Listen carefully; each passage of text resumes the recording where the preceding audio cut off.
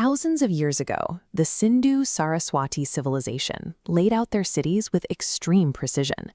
City streets ran perfectly straight north-south and east-west, uniformly spaced about 10 meters apart, creating an early physical grid system. In the 7th century, the mathematician Brahmagupta formalized the concepts of zero and negative numbers. By extending number lines below zero and to the left of zero, he provided the mathematical foundation for a true four-quadrant plane. Today, we call this the Cartesian plane. It is built on two perpendicular lines, the horizontal x-axis and the vertical y-axis, intersecting directly at a 0 point known as the origin.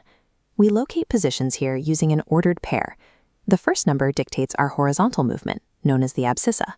The second number dictates our vertical movement, the ordinate. The order of these numbers dictates the exact location. If we plot the point 3, 5, we move 3 units right and 5 units up. But if we flip the coordinates to 5, 3, we move 5 units right and only 3 units up. They land in two entirely different places. By agreeing on a fixed origin and standard directions, every specific pair of numbers maps to one exclusive verifiable location on the grid. To find the exact straight-line distance between the origin and any plotted point, we can view the coordinates as the two legs of a right-angled triangle, with our direct path acting as the hypotenuse. We calculate that hypotenuse using the Bodiana-Pythagorean theorem. The distance equals the square root of the x-coordinate squared plus the y-coordinate squared. Because we square the coordinates in this formula, the negative signs disappear. Even if we drop a point deep into quadrant 3 with a negative 3x coordinate, the math squares it into a positive 9, guaranteeing our physical distance is always a positive number. We can also calculate the exact center of a segment connecting any 2 points. We do this by adding the 2x coordinates and dividing by 2, then adding the 2y coordinates and dividing by 2. Notice the comma separating these values. The midpoint formula gives you an average of coordinates.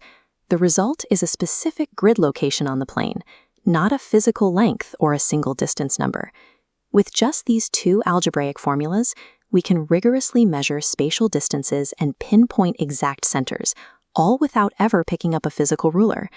Visual diagrams can be misleading. A line might look perfectly straight, or a shape might look like a perfect square. But coordinate geometry forces us to verify these properties with calculation. If you need to prove 3 points are collinear, meaning they sit exactly on the same straight line, you calculate the distances between them. The sum of the two shorter segments must add up precisely to the distance of the overall longest segment. To prove a 4-sided shape is a parallelogram, calculating the lengths of all 4 outer sides takes time. A faster method relies on the diagonals that cross through the center. If a shape is a true parallelogram, its diagonals will cut each other exactly in half. Pause the video here and try it yourself. Use the midpoint formula on both diagonals. Do they share the exact same midpoint? By applying coordinate rules, we move from visual estimation to identifying the specific geometric properties of a shape through calculation. This system of locating points scales up to navigate the real world. Early Indian mapmakers used the ancient city of Ujjayini as their zero-longitude reference point, establishing a central origin to map outward from. This map shows an extensive triangulation grid laid over India. Overlaying a coordinate plane across actual geography allows us to calculate absolute crow-fly distance. But this calculated straight line is almost always shorter than the physical winding roads a traveler actually navigates. Because maps shrink reality, a single grid unit might equal 10 kilometers. To find the actual real-world distance, you must always take your calculated grid distance and multiply it by the map's designated scale. Using coordinates effectively requires 4 specific skills: plotting positions with the abscissa and ordinate, calculating straight-line distance with the Bodiana-Pythagoras formula, pinpointing center coordinates with the midpoint formula, and verifying parallelograms through shared midpoints. These formulas allow you to translate any physical layout into a mathematical grid, where distances and centers are exactly defined.